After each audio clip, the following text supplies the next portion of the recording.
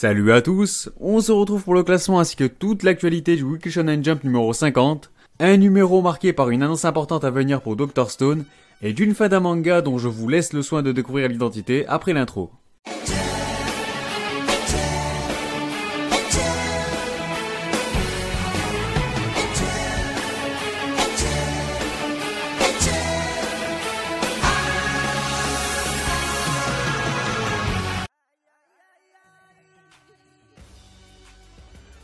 Comme d'habitude, on commence avec la partie au classement.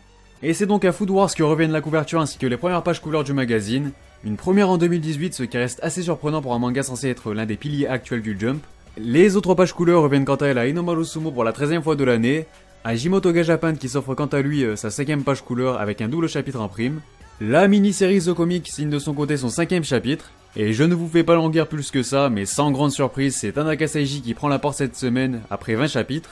Faute d'une succession de lamentables classements et de ventes vraiment pas fameuses, pas du tout à la hauteur, les éditeurs ont décidé de le pousser vers la sortie. Son deuxième et troisième volume qui marquera la fin de la série donc, sont attendus pour le 4 janvier prochain.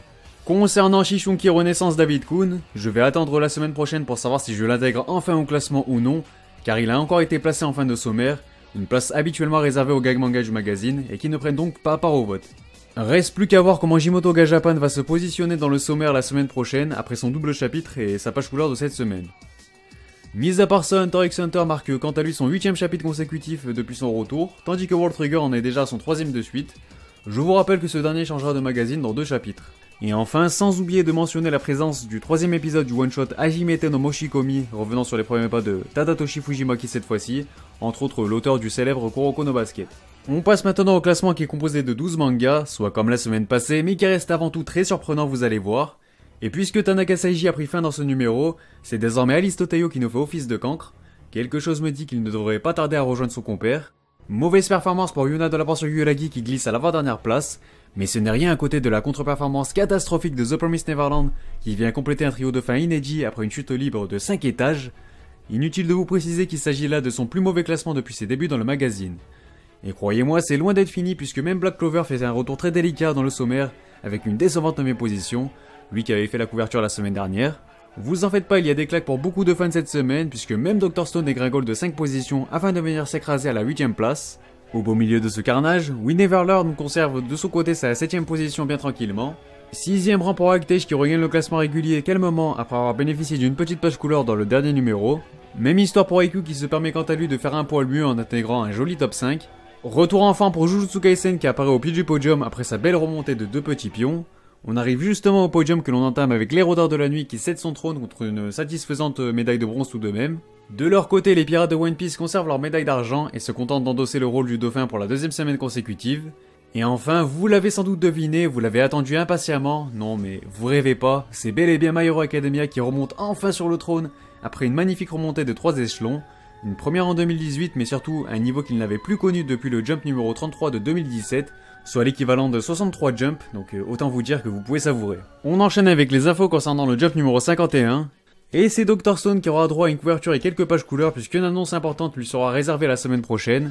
L'annonce d'un anime, un spin-off, un guide de survie pourquoi pas dans le thème du manga. Les paris sont ouverts donc comme d'habitude je vous invite à faire part de vos avis concernant cette annonce. Les autres pages couleurs reviendront quant à elles à We Never Learn, à Yuna de la Pension Yuragi, ainsi qu'au one-shot Wasure Mono Tantei de Tomohiro Yagi, qui sera composé de 49 pages. Sans oublier de vous préciser que One Piece sera en break la semaine prochaine.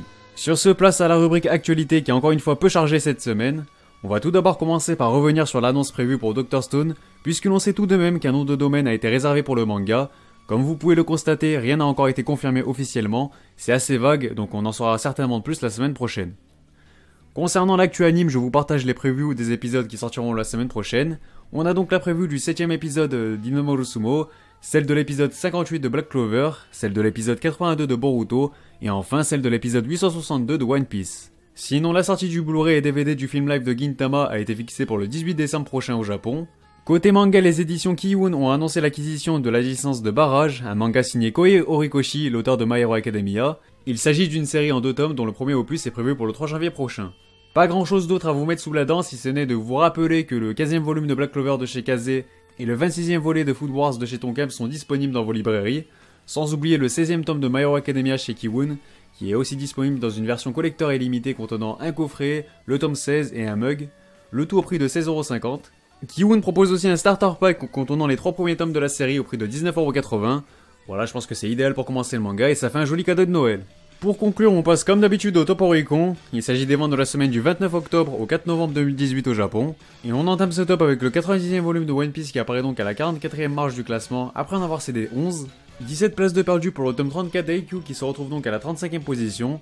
Son total se rapproche désormais de la barre des 600K auquel il a ajouté un peu plus de 19 000 exemplaires cette semaine. 31e rang pour le 4e opus d'Actage qui apparaît pour la première fois dans le top Oricon, donc voilà, c'est plutôt cool. Il a écoulé environ 21 000 unités en 3 jours de vente, ce qui reste une bonne prestation pour un si récent manga. Un peu plus haut, on retrouve encore Hunter x Hunter et son 36e volume qui cède 12 places et sont donc contraints de reculer jusqu'au 25e rang. On peut constater qu'ils se rapprochent quant à eux du cap des 900 000 copies vendues. Jolie entrée en scène à la 7ème position pour le 13e opus de l'Héros d'Or de la Nuit qu'il doit à ses 74 000 unités écoulées. La médaille de bronze revient au 18e tome de Black Clover qui fait son entrée dans le top avec plus de 87 000 exemplaires vendus, donc c'est une bonne prestation. Et enfin, c'est sans surprise le 11e volet de The Promised Neverland qui s'empare du trône avec son joli score de 162K en seulement 3 jours de vente, je vous le rappelle. Sur ce, la vidéo est terminée, n'hésitez pas à réagir sur celle-ci et sur le classement dans les commentaires. Pensez à liker et à partager, ça fait toujours plaisir, et pour ceux qui veulent soutenir la chaîne, vous pouvez le faire sur ma page Utip en description. Sinon, pensez à vous abonner si ce n'est pas déjà fait pour ne pas manquer les prochains classements. Vous pouvez aussi me rejoindre sur Twitter et sur le Discord de la chaîne. Enfin bref, vous savez où vous trouvez les liens. Moi je vous dis portez-vous bien et sur ce, on se reverra.